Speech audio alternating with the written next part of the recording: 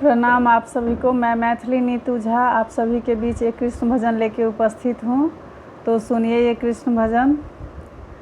कह देना मुरली वाले से तेरा यार सुदामा आया है। कह देना मुरली वाले से तेरा यार सुदामा आया है। तेरा यार सुदामा आया है। तेरा यार सुदामा आया है। कह देना मुरली वाले से तेरा यार सुदामा आया है। कह देना मुरली वाले से तेरा यार सुदामा आया है।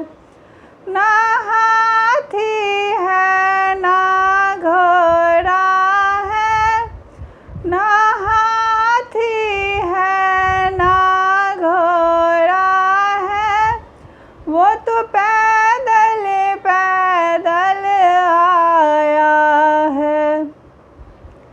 तेरा यार सुदामा आया है। कह देना मुरली वाले से तेरा यार सुदामा आया है। कह देना मुरली वाले से तेरा यार सुदामा आया है। ना जूता है ना चप्पल है, ना जूता है ना चप्पल है, वो तो नंगे पैर आया है। वो तो नंगे पैर आया है। तेरा यार सुदामा आया है। तेरा यार सुदामा आया है। कह देना बंसी वाले से तेरा यार सुदामा आया है। ना पगड़ी है ना सापा है, ना पगड़ी है ना सापा है, वो तो फटी धोती में आया है। वो तो फटी धोती में आया है। तेरा यार सुदामा आया है। तेरा यार सुदामा आया है। कह देना मुरली वाले से तेरा यार सुदामा आया है।